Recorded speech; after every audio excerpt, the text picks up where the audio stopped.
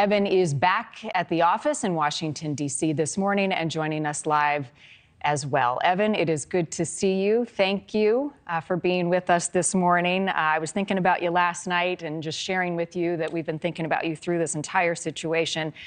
How did you hear about the charges being dropped last night? Where were you and what was your reaction?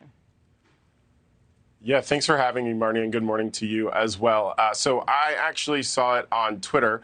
A journalist had been reporting, I guess, after the press release came out from the Ohio Attorney General, Dave Yost. And I had gotten a heads up that it might be happening from my defense attorney, but we didn't have anything official. And then the press release came out. And so it, I think, is step one in moving forward from this experience that I did not want to have and that has been traumatic for me. And it, I think, was the right thing to do. And I think that's what the Attorney General said, that from the beginning, that I shouldn't have been detained, I shouldn't have been arrested, and this shouldn't have moved forward. And we've now met that first step. Are you surprised, Evan, it took this long to drop the charges, given the fact the next day even the Ohio governor said he didn't want to see you prosecuted?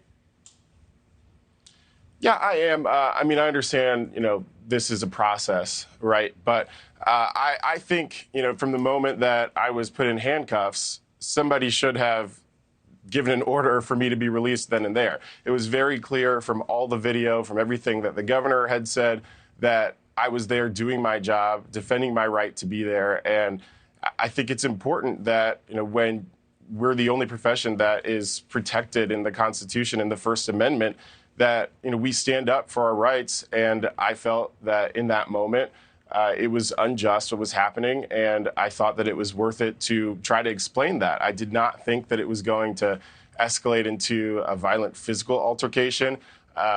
And, Marni, it was honestly embarrassing and humiliating. At one point, I had ankle shackles put on me. It's something that I've never experienced and that I never expected to experience, never been arrested before. And so, that's something that's going to stick with me for a long time. And I'm just trying to process on a daily basis. But, I was there doing my job. I think the video speaks for itself. And that's why the charges, which I believe were bogus to begin with, are dismissed. Evan, the Ohio National Guard Major General there that day, John Harris, had his own description, saying that he was convinced that you were prepared to do him harm, said you became enraged, you lunged at him. Have you thought about if there was not video proving otherwise, showing everybody at home what actually happened, what would have gone on? Yeah, of course I've thought about that, Marni. I think it is so important, and I'm so thankful that this was a forum where there were a ton of cameras around me, specifically a journalist that I've known from the National Association of Black Journalists from Cleveland. I think you had her on your ARC in New Yorker. She was following the entire way. She was asking all the right questions. And because of that, we have video of almost the entire encounter.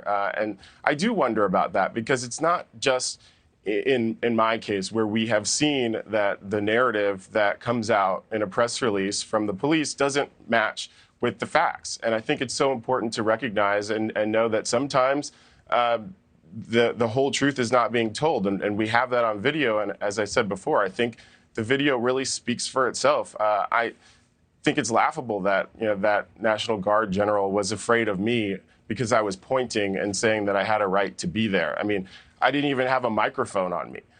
There's no way that I could have hurt him, and it's just not my nature. I think anyone who knows me knows that. So, I mean, the whole thing is unfortunate, but I am really happy that this has brought further attention to the real story, which is what's going on there in East Palestine. I know a lot of outlets weren't really talking about it. We were there on the ground, but a lot of national outlets weren't really talking about it until my arrest, and that became so visible. So I'm thankful that that is shining a spotlight on this, environmental disaster, essentially. Yeah, they're there now, Evan. I'm wondering, have any members of law enforcement that day, the member of the National Guard, the sheriff's deputies involved in your arrest, have any of them reached out and apologized?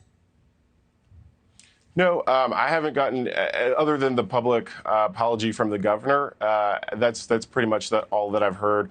I don't know if I expect that. It would be nice. I mean, I think that's maybe step two in trying to move forward. I think I'm owed an apology because I was just doing my job.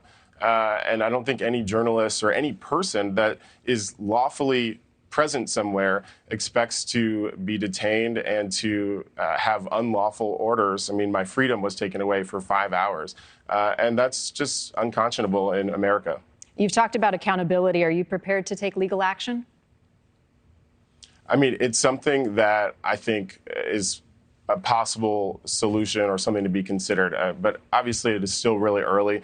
I think one thing that I'd like to see, which I haven't heard an update on, and hopefully we'll get some answers on this, I would like to see if there's going to be some kind of state investigation, if there will be any kind of hard look at, what the officers involved did, because in my opinion, it was excessive force, it was unlawful.